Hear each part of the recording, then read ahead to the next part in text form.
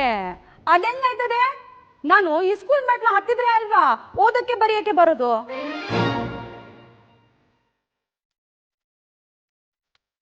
ನಮ್ಮ ಹಳ್ಳಿನಾಗೆ ಈ ಸ್ಕೂಲೇ ಇರ್ಲಿಲ್ಲ. ಬ್ಯಾರೆ ಊರ್ಗೆ ನಮ್ಮ ಮಗಿ ಹೋಗೋದ್ ಬೇಡ ಅಂತ ನಮ್ಮ ಅಪ್ಪ ನನ್ನ ಈ ಸ್ಕೂಲ್ಗೆ ಕಳಿಸ್ಲಿಲ್ಲ. ಸೂಪರ್ ರೀ ನೀವು. ಓದಕ್ ಬರೆಯಕ್ ಬರಲ್ಲ ಅಂದ್ರು ಸತ್ಯ ಹೇಳಕ್ ಬರುತ್ತಲ್ಲ, ಅಷ್ಟ್ ಸಾಕು ಬಿಡಿ. ನಿಜವಾದ ತಿಳುವಳಿಕೆ ಅಂದ್ರೆ ಇದು.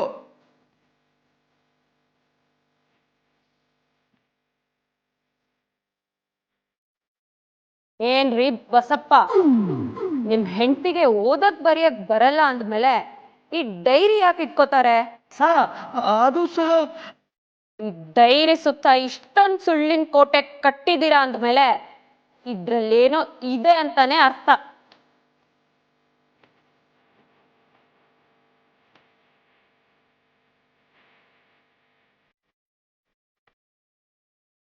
ಹಾಗಾದ್ರೆ ಆ ಡೈರಿಲಿ ಬರ್ತಿರೋದು ಏನಾದ್ರೂ ಕೋಡ್ ಇರ್ಬೋದಾ? ಅಯ್ಯ, ಓಡಾದ್ರೂ ಇರ್ಲಿ ಕೊಂಬಾದ್ರೂ ಇರ್ಲಿ, ನಿನ್ಗೆ ಯಾಕೆ ಸುಮ್ಮನಿರ್ಬಾರ್ದಾ? ಯು ಆರ್ ರೈಟ್ ಇನ್ಸ್ಪೆಕ್ಟರ್, ಇದೆ. ಈ ಡೈರಿಲಿ ಏನೋ ಇನ್ಫಾರ್ಮೇಶನ್ ಇದೆ.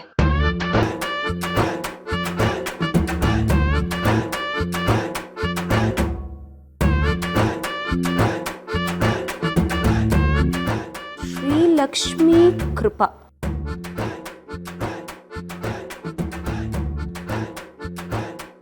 ಲಕ್ಷ್ಮಿ ಅಂದ್ರೆ ದುಡ್ಡು, ದುಡ್ಡಿನ ಬಗ್ಗೆ ಇನ್ಫಾರ್ಮೇಶನ್ ಇರೋ ಡೈರಿನಾ?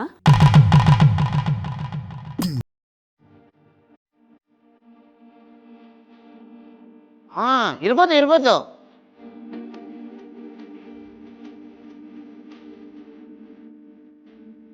ದೇವ್ರೇ, ನಿನ್ ಹಿಂದೆ ನಾವಿದ್ದೇವೆ, ನಮ್ಮನ್ನ ಮುನ್ನಡೆಸು. ನೋಡು, ಅಕ್ಕ ಬಾಂಡು ಜೇಮ್ಸ್ ಬಾಂಡ್ ಆಗಿ ಬದಲಾಗ್ತಿರೋದನ್ನ ನೋಡು. ಸುಮ್ಮನೆ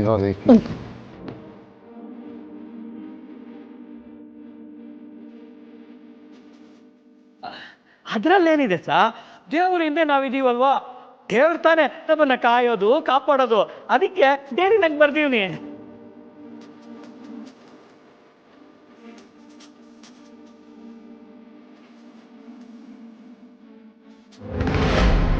ಏನ್ ಹೇಳ್ತಿದ್ಯಾ ಬಾಲ?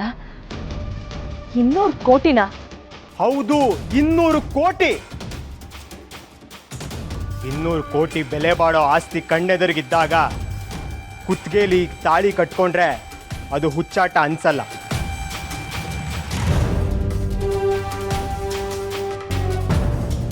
ಆದ್ರೆ ಈ 200 ಕೋಟಿಗೂ ನಾನು ಈ ತಾಳಿನ ಹಾಕೊಳ್ಳೋದಕ್ಕೂ ಏನ್ ಸಂಬಂಧ? ಅದನ್ನೇ ನಾನು ಆಗ್ಲಿಂದ ನಿನಗೆ ಹೇಳೋದಕ್ಕೆ ಟ್ರೈ ಮಾಡ್ತಿರೋದು. ಆದ್ರೆ ನಿನ್ ತಾಳ್ಮೆಯಿಂದ ನಾನು ಕೇಳಿಸ್ಕೊತಿಲ್ವಲ್ಲ. ಇವಾಗ ಕೇಳ್ತಿದ್ದೀನಲ್ಲ, ಹೇಳು. ಓಕೆ, ನಮ್ಮ ತಂದೆಗೆ ಒಬ್ರು ಅಣ್ಣ ಇದ್ದಾರೆ. ನಮ್ಮ ತಂದೆ ಕಸಿನ್. ಇಬ್ರು ಬೆಂಗಳೂರಲ್ಲಿ ಒಟ್ಟಿಗೆ ಬಿಸ್ನೆಸ್ ಮಾಡ್ತಿದ್ರು. ನಮ್ಮಪ್ಪ ಫಾರಿನ್ಗೆ ಹೋದ್ಮೇಲೆ ಅವರು ಇಲ್ಲೇ ಸಪ್ರೇಟ್ ಆಗಿ ಬಿಸ್ನೆಸ್ ಶುರು ಮಾಡಿದ್ರು. ಅದು ನಮ್ಮಪ್ಪನಿಗೆ ಇಷ್ಟ ಆಗಲಿಲ್ಲ. ಆದರೆ ನಮ್ಮ ದೊಡ್ಡಪ್ಪಂಗೆ ನನ್ನ ಕಂಡ್ರೆ ತುಂಬ ಇಷ್ಟ. ನಾನು ಅವ್ರನ್ನ ದೊಡ್ಡಪ್ಪ ಅಂದ್ರು, ಅವ್ರು ಮಾತ್ರ ಅವ್ರ ಸ್ವಂತ ಮಗನಿಗಿಂತ ನನ್ನನ್ನೇ ಇಷ್ಟಪಡ್ತಾರೆ. ಯಾಕೆ? ಅವ್ರಿಗೆ ಮಕ್ಕಳಿಲ್ವಾ? You are right. ಅವ್ರಿಗೆ ತನ್ನೋರು ಅಂತ ಹೇಳ್ಕೊಳ್ಳೋದಕ್ಕೆ ಯಾರೂ ಇಲ್ಲ. ಹೆಂಡತಿನೂ ತುಂಬ ಹಿಂದೆನೆ ತೀರ್ಕೊಂಡ್ರು, ಮಕ್ಕಳೂ ಇಲ್ಲ. ಆದರೆ ಆಸ್ತಿ ತುಂಬಾನೇ ಇದೆ.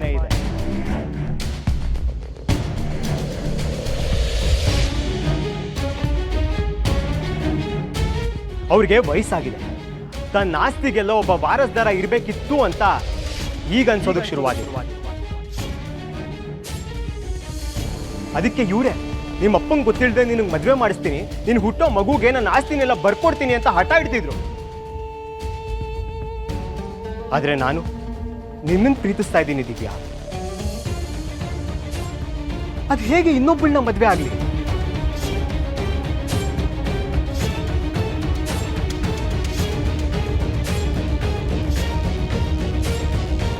ಅದಕ್ಕೆ ಟೆನ್ಷನಲ್ಲಿ ನನಗೆ ಮದುವೆ ಆಗೋಗಿದೆ, ಅದನ್ನ ಇನ್ನೂ ಮನೇಲಿ ಹೇಳಿಲ್ಲ ಅಂತ ಸುಳ್ಳು ಹೇಳ್ಬಿಟ್ಟೆ.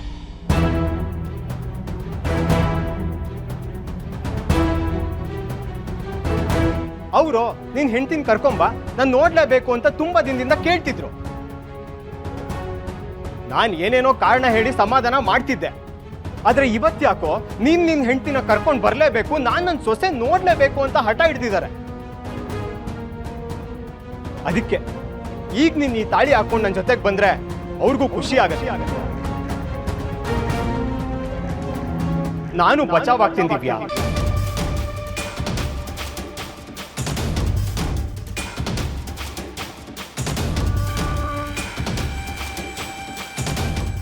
ಜೊತೆಗೆ 200 ಕೋಟಿಗೂ ಜಾಸ್ತಿ ಬೆಲೆ ಬಾಳೋ ಅಂತ ಆಸ್ತಿ ನಮ್ಮ ಮದ್ವೆಗೆ ಗಿಫ್ಟಾಗಿ ಸಿಗುತ್ತೆ.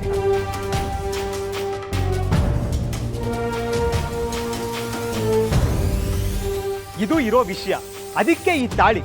ಮುಂದಿನ ನಿರ್ಧಾರ ನಿನಗೆ ಬಿಟ್ಟಿ.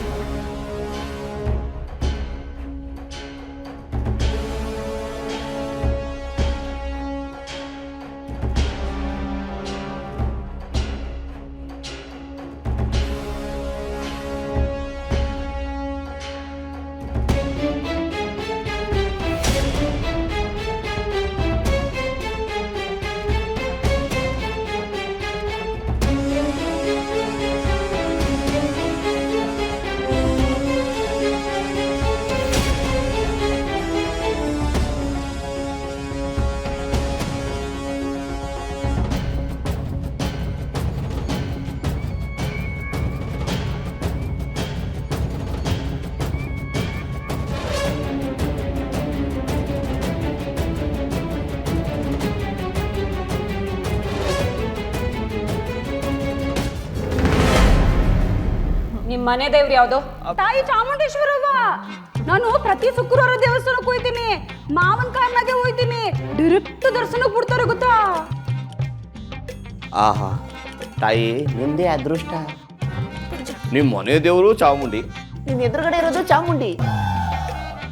ಓ ಹಂಗ?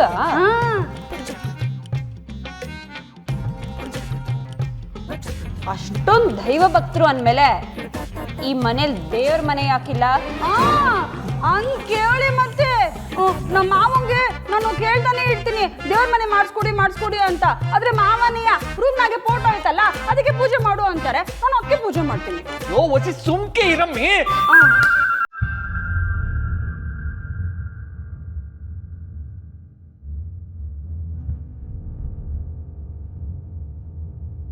ಏನ್ರಿ ಇದು? ಲಕ್ಷ್ಮೀ ಕೃಪಾ ಅಂತ ಬರ್ಕೊಳಕ್ಕೆ ಇಷ್ಟೊಂದು ದೊಡ್ಡ ಧೈರ್ಯ ಬೇಕಿತ್ತ?